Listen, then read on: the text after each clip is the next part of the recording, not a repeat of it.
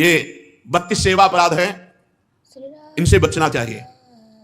पहला है सवारी पे चढ़ करके भगवान के दर्शन करने जाना। अगर आप जा भी रहे हैं तो कम से कम 100 कदम पैदल चलें, इतनी दूर बाहर खड़ा कर दो और नंगे पैर वहां से जा। खड़ाऊं या पादुका पहनकर भगवान के मंदिर में दर्शन के लिए जाना यह अपराध है। हमें तो यही प्रार्थना करनी है कि सीढ़ियों के नीचे तो उतार दो जूता चप्पल। कुछ लोग तो ऐसे हैं कि टोके ना तो जूता चप्पल पहन के ही दर्शन कर ले, इतने सुकुमार तत्व हैं।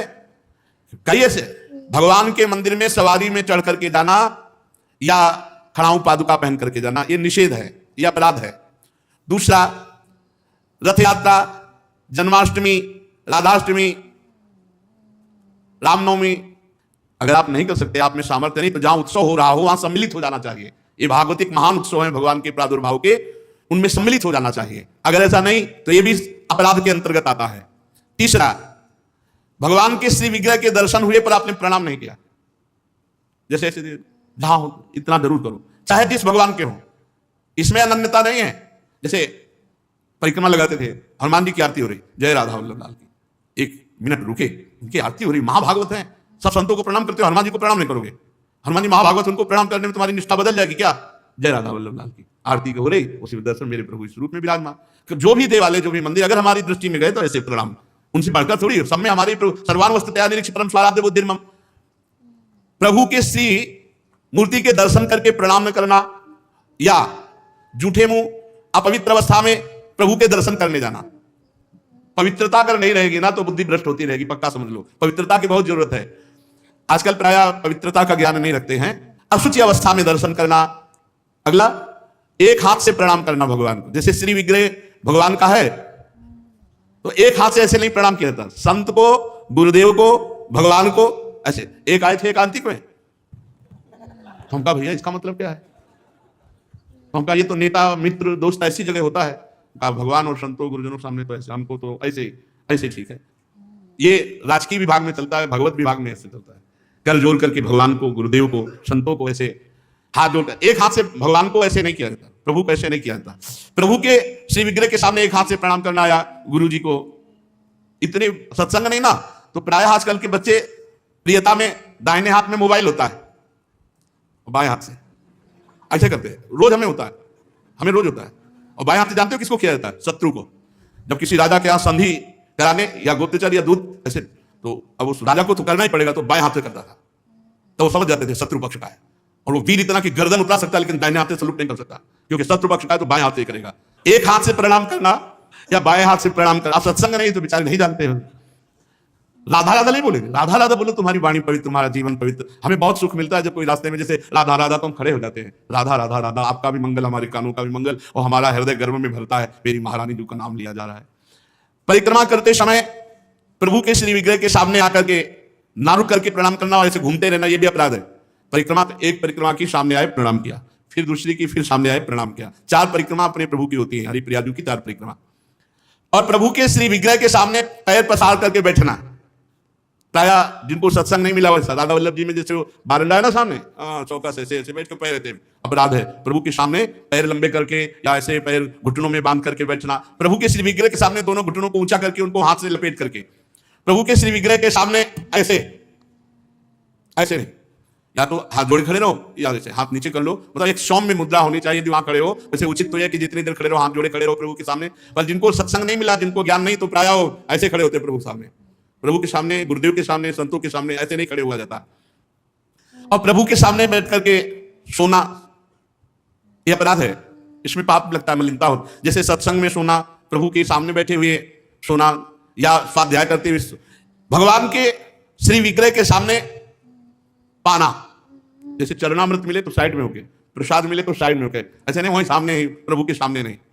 भगवान के श्री विग्रह के सामने झूठ बोलना, बातें मत करो, मंदिर में बात मत करो, गलती हो जाएगी। कुछ भी अगर जरा भी झूठ निकला तो भद्र की लीक हो जाएगा, भोगना पड़ेगा। मौन रहो। जब कोई कहे हमें बात करनी, गेट के बाहर मिलो मंदिर के। अगर थोड़ी चूक भी हो जाएगी तो फिर दर्शन कर लेंगे आके, और इन्हीं के सामने झूठ बोल गए तो फिर क्या होगा?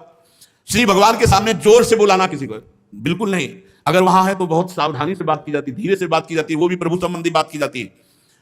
भगवान के श्री विग्रह के सामने आपस में कुशल मंगल पूछा, और कैसे हो? प्रभु सामने वहां पूछ रहे और कैसे हो? अपराध बन रहा है, उनसे पूछो कैसे हो, उनसे बात करो, प्रभु से, प्रभु के पास आए, सही पूछो। बिल्कुल नहीं, सीधे गए, बस आंख में आंख मिलाई, जितनी देर टिके बस आंख बंद की, फिर आंख में आंख मिलाई, नख सीख लो अंग माधुरी, उसका पान करो, चुपचाप बाहर निकल जाओ। दर्शन की एक पद्धति है, एक टाक एकदम देख रहे हैं, लेकिन देखना बाहरी लोग दर्शन नहीं करते, नहीं इधर उधर, वहां प्रभु में नहीं टिकेंगे नेत्र, प्रभु में नहीं टिकेंगे, वो इधर उधर दौड़ भाग करके निकल जाएंगे। आपस में कुशल मंगल बातचीत ये सब नहीं। और प्रभु के श्री विग्रह के सामने किसी को उपदेश करना, किसी को डांटना, किसी को दंड देना, ये सब अपराध के अंतर्गत आता है। प्रभु के श्री विग्रह के सामने किसी को पीड़ा देना, मारपीट करना, कदापि नहीं, बहुत बड़े बड़े अपराधों में। और प्रभु के श्री विग्रह के सामने किसी को आशीर्वाद देना, नहीं, ये भी नहीं। सामने विराजमान है, उन्हीं के आशीर्वाद से सबका आशीर्वाद है। ऐसा नहीं कोई प्रणाम कर रहा है माथे पे हाथ धर, ये सब व्यवहार नहीं। वहां प्रणाम कर, जो प्रणाम करे तुरंत पीठ कर लेनी चाहिए उसकी तरफ, वो प्रणाम उन्हीं को जाए। तो कभी ऐसा प्रणाम न, एकमात्र गुरुदेव। प्रभु के श्री विग्रह के सामने किसी पर अनुग्रह करना, यह अपराध है। श्री विग्रह के सामने किसी को साप देना, कठोर वचन बोलना, निष्ठुर वचन बोलना, और प्रभु के श्री विग्रह के सामने कंबल ओढ़ कर जाना, प्रभु के श्री विग्रह के सामने किसी की निंदा करना, प्रभु के श्री विग्रह के सामने किसी की स्तुति प्रणाम बिल्कुल नहीं करना, प्रभु के श्री विग्रह के सामने अश्लील भाषण बोलना, प्रभु के श्री विग्रह के सामने अधो वायु त्यागना। अच्छा, प्रभु को सामर्थ्य रहते हुए गौड़ उपचार के द्वारा भोग लगाना, जैसे अपने तो हलवा चाय चल रही सुबह, और ठाकुर जी के लिए चिरौरी रखवा दिए, बहुत ही है, काफी लपटी भाई, उसमें प्लास्टिक में एक कटोरी में भर के रख दी, पानी रख दी, जमाने की हुई रखी, और अपना रोज सुबह शाम दोपहर सब नए नए पदार्थ पा रहे हैं। अपराध लगता है। ये मनोरंजन के लिए श्री विग्रह खरीद के मत ले जाना कोई। श्री विग्रह जाने का मतलब है पूरे के पूरे प्रभु आए हैं, सुबह से लेकर शाम तक उनको खवाओ पियाओ, स्नान श्रृंगार सब, ना हो हिम्मत तो छवि खरीद ले, उनके दर्शन करो। श्री विग्रह मत ले जाओ। श्री विग्रह ले जाओ, चाहे गोपाल जी का, चाहे प्रिया प्रीतम जी का, उनकी सेवा करो ऐसे जैसे अपने बच्चे की जाती है। अपना बच्चा अगर नहीं पवाएंगे तो भूखा रहेगा, नहीं स्नान कराएंगे तो वैसे, नहीं शयन कराएंगे तो नहीं शयन करेंगे।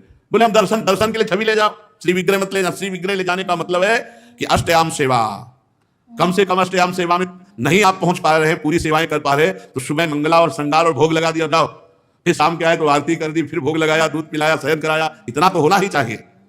अब आप तो खाते हैं अच्छे अच्छे पदार्थ, तो ठाकुर जी के आगे प्लास्टिक में लपटी हुई ट्रॉफी रख दी या चिरौरी रख दी। आपकी सामर्थ्य है, सब अच्छे अच्छे कपड़े पोशाक सब पहना सकते हो, ऐसे ठाकुर जी को ऐसे नहीं। आपके पास सामर्थ्य के अनुसार ठाकुर, वैसे तो जी जान से प्यार करो, बहुत कृपालु ठाकुर है, बहुत कृपालु, आपसे बात करने लगेंगे, आपको मना करेंगे, ये नहीं खाना हमें, ये खाना है, ऐसे। अरे आप आसक्ति करके तो देखो, निहाल कर देंगे। और अभी आप यहाँ पवा, फिर वो आपको अपने यहाँ ले जाके पवाएंगे, और ऐसा पवाएंगे कि निहाल हो जाओगे।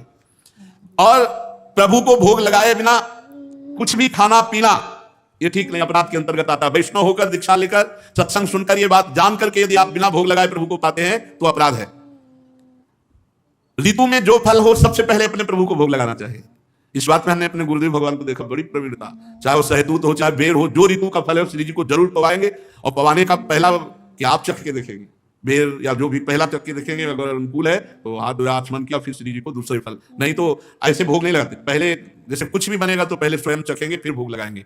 और ये बाहर नहीं चलेगा, बाहर तो कहते झूठा कर दिया प्रभु को क्या पाओगे, लेकिन अपने यहाँ अपने भाव हैं, भावोत्सवेन भजताम रसकामधेनुम।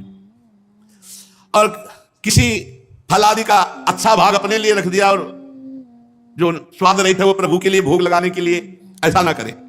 और प्रभु के श्री विग्रह के सामने पीठ देकर खड़े होना या पीठ देकर बैठना, जैसे पीछे प्रभु ऐसे बैठना नहीं, इससे अपराध लगता है। गुरुदेव की अभ्यर्थना ना करना, गुरुदेव से कुशल प्रश्न ना करना, गुरुदेव की स्तुति ना करना, यह अपराध है। अपने मुख से अपनी प्रशंसा करना, यह अपराध है। किसी भी देवता की निंदा करना, यह अपराध है। भगवत मार्ग में अपने आराध्य देव के सिवा अन्य कोई आश्रय, अन्य कोई बल, अन्य कोई आशा, ये सब कलंक के समान है। यदि हम अन्य आस भरोस अवलंबन छोड़ पाए तो हमें कुछ नहीं करना भगवत प्राप्ति के लिए। सच्ची मानिए, ये अन्य जो स्वीकृति है यही हमको तो भगवत विमुख की है, नहीं हमारा स्वरूप ही भगवत स्वरूप है। ये पांच भौतिक हमारा स्वरूप थोड़ी है, ये अंतःकरण हमारा स्वरूप थोड़ी है, ये स्वभाव हमारा नहीं है, ये प्रकृति का है। यही अन्य आश्रय हमें भय प्रदान करता है। जब तक भय है तब तक न शुद्ध भक्ति है और न शुद्ध ज्ञान है। ज्ञान हो जाने पर एक ब्रह्म के सिवा कुछ है नहीं तो किससे भय, भक्ति हो जाने पर अपने प्रभु के सिवा कोई है नहीं तो किससे भय। प्रहलाद जी ने नरसिंह भगवान से किंचन मात्र भी कोई भय नहीं माना, सब भयभीत थे, पर प्रहलाद जी नहीं। अपने प्रीतम से क्या भय, चाहे वो सौम्य रूप में हो या घोर रूप में हो या भयावह रूप में हो, है तो मेरे प्रीतम, फिर भय कैसा। तो हमें जो भय, शोक, चिंता, अपने कल्याण की फिक्र, इसका मतलब है अभी भागवतिक बल जागृत नहीं हुआ। अन्य कोई बल है, अन्य कोई आश्रय है, अन्य कोई, अन्य में ये शरीर भी है, अन्य में शरीर की क्रियाएं भी हैं, अन्य में अंतःकरण है, अंतःकरण के संकल्प, निश्चय, चिंतन, स्वीकृति आदि, अन्य में स्वभाव भी है। ये मेरा नहीं है, मेरे तो सिर्फ प्रभु हैं, और जो मेरा स्वरूप है वो प्रभुमय ही है। ये बात समझ में आ जाए तो बिल्कुल विश्राम है, अभी विश्राम है। भगवत प्राप्ति के लिए जो क्रियाओं का आदेश दिया गया है शास्त्रों में, वो निष्क्रिय आप हैं ये अनुभव करने के लिए।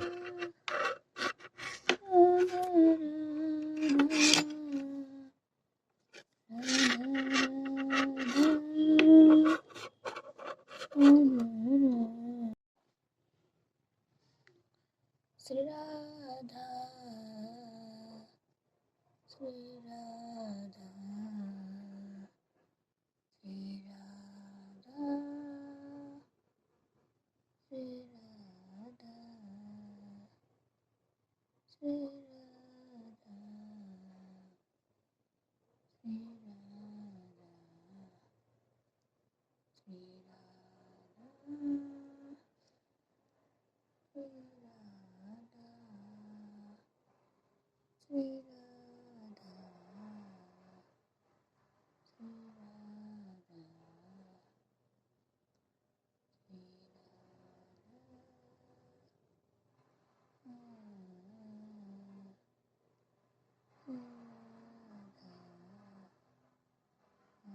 राधा